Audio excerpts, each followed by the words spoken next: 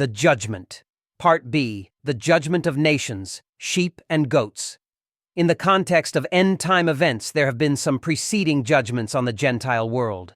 These are described in great detail in the book of Revelation under the seals, trumpets, and vials. In addition, a great judgment takes place, according to Revelation chapter 19, on the armies of the world composed of Gentiles who are engaged in the great world struggle at the time of the next coming of Messiah to the earth. These have already been put to death. The judgment here, described in Matthew chapter 25, verses 31 to 46, comes later in the sequence of events and deals with Gentiles all over the world on whom the preceding judgments have not fallen. It is obviously necessary to deal with the entire world scene in preparation for the world kingdom which Messiah is introducing to the world at this time. In the ancient Near East, as in much of that land still today, sheep and goats are frequently herded together. But sheep are docile, gentle creatures, whereas goats are unruly and rambunctious and can easily upset the sheep. Because they do not feed or rest well together, the shepherd often separates them for grazing and for sleeping at night. In a similar way, the Lord Yeshua the Messiah will separate believers from unbelievers when he returns to establish his millennial kingdom. He will put the believing sheep on his right, the place of favor and blessing. But the unbelieving goats he will put on the left, the place of disfavor and rejection. In Matthew chapter 25, verses 31 to 46, we read, "When the Son of Man shall come in his glory, and all the holy angels with him, then shall he sit upon the throne of his glory. And before him shall be gathered all nations, and he shall separate them one from another, as a shepherd divideth his sheep from the goats. And he shall set the sheep on his right hand, but the goats on the left. Then shall the king say unto them on his right hand, Come, ye blessed of my Father, inherit the kingdom prepared for you from the foundation of the world. For I was an hungered, and ye gave me meat. I was thirsty, and ye gave me drink. I was a stranger, and ye took me in. Naked, and ye clothed me. I was sick, and ye visited me. I was in prison, and ye came unto me. Then shall the righteous answer him, saying, Lord, when saw we thee an hungered, and fed thee, or thirsty, and gave thee drink? When saw we thee a stranger, and took thee in? Or naked, and clothed thee? Or when saw we thee sick, or in prison, and came unto thee? And the king shall answer and say unto them, Verily I say unto you, inasmuch as ye have done it unto one of the least of these my brethren, ye have done it unto me. Then shall he say also unto them on the left hand, Depart from me, ye cursed, into everlasting fire, prepared for the devil and his angels. For I was an hungered, and ye gave me no meat. I was thirsty, and ye gave me no drink. I was a stranger, and ye took me not in. Naked, and ye clothed me not. Sick, and in prison, and ye visited me not. Then shall they also answer him, saying, Lord, when saw we thee an hungered, or athirst, or a stranger, or naked, or sick, or in prison, and did not minister unto thee?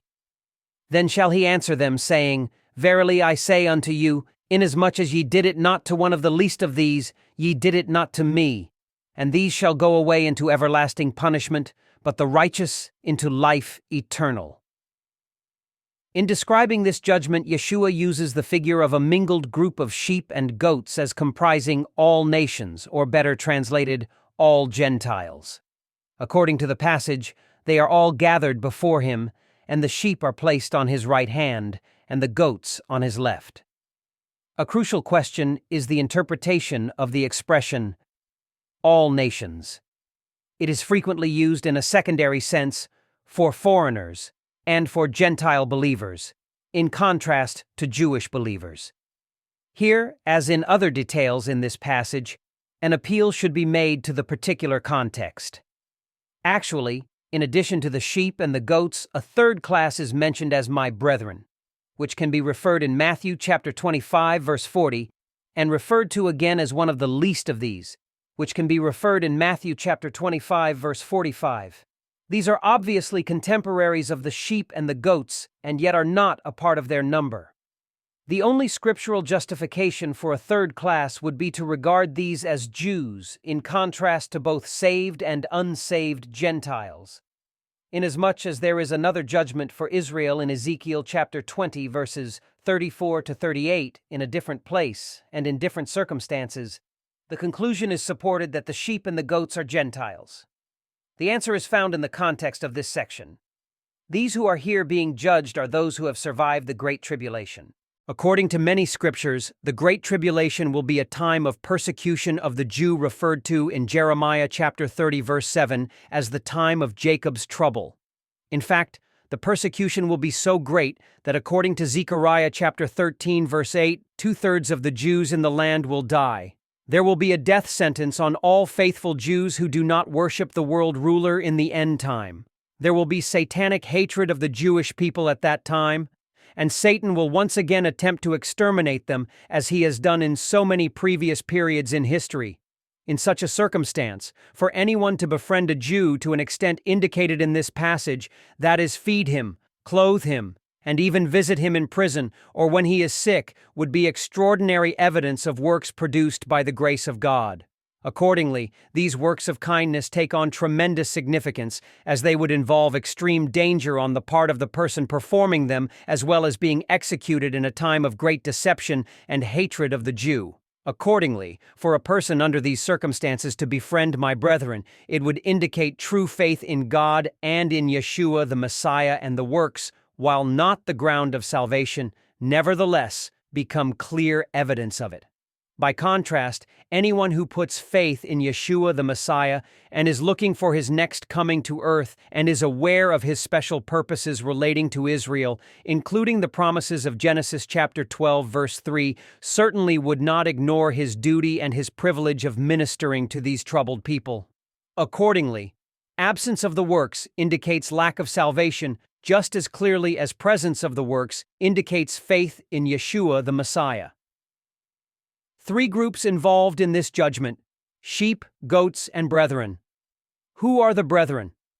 The brethren are the believing Jews from the tribulation period.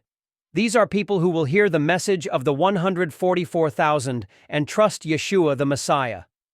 Since these believing Jews will not receive the mark of the beast, which can be referred in Revelation chapter 13 verses 16 to 17, they will be unable to buy or sell. How then can they survive? Through the loving care of the Gentiles who have trusted Messiah and who care for his brethren. Who are the sheep? The interesting thing about this judgment is that the sheep individuals are surprised at what they hear. They will not remember having seen the Lord Yeshua, the Messiah, and ministering to his needs. But just as they lovingly ministered to the believing Jews, they did it to Messiah. Their motive was not reward, but sacrificial love. In fact, these Gentiles took their own lives in their hands when they welcomed the homeless Jews and cared for them.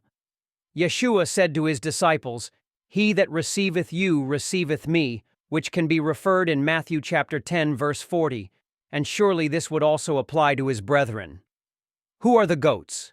The individual designated goats were judged because they did not trust Yeshua the Messiah and give evidence of that faith by caring for his brethren.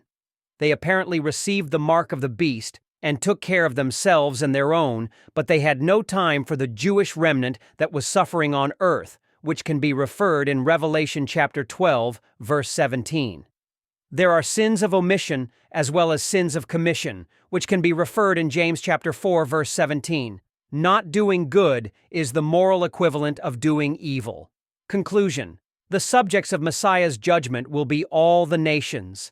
Ethna, that is nations, has the basic meaning of peoples, and here refers to every person alive on earth when the Lord returns. Although he will have taken all believers into heaven at the rapture, during the following 7 years of the tribulation, many other people will come to believe in him. During that dreadful time, multitudes of Gentiles, which can be referred in Revelation chapter 7 verses 9 and 14, as well as all surviving Jews, which is referred in Romans chapter 11 verse 26, will be brought to faith in Messiah. The process of Messiah's judgment will include the absolute and unerring separation of the saved from the unsaved. When all the nations and peoples of the earth will have been gathered before him at his return, the Lord Yeshua the Messiah will separate them from one another, as the shepherd separates the sheep from the goats. Those who are placed on his right will go into the millennial kingdom. This can be referred in Matthew chapter 25, verse 34. This kingdom starts as an earthly kingdom, and 1,000 years later transitions into a heavenly kingdom, which can be referred in Revelation chapter 20, verses 2, 4 to 6, 5, Revelation chapter 21, verses 5 to 7, 1 John chapter 5, verse 5, and Revelation chapter 2, verse 11. Those on his left will go into eternal punishment, which is hell or the lake of fire. This can be referred in Matthew chapter 25, verse 46.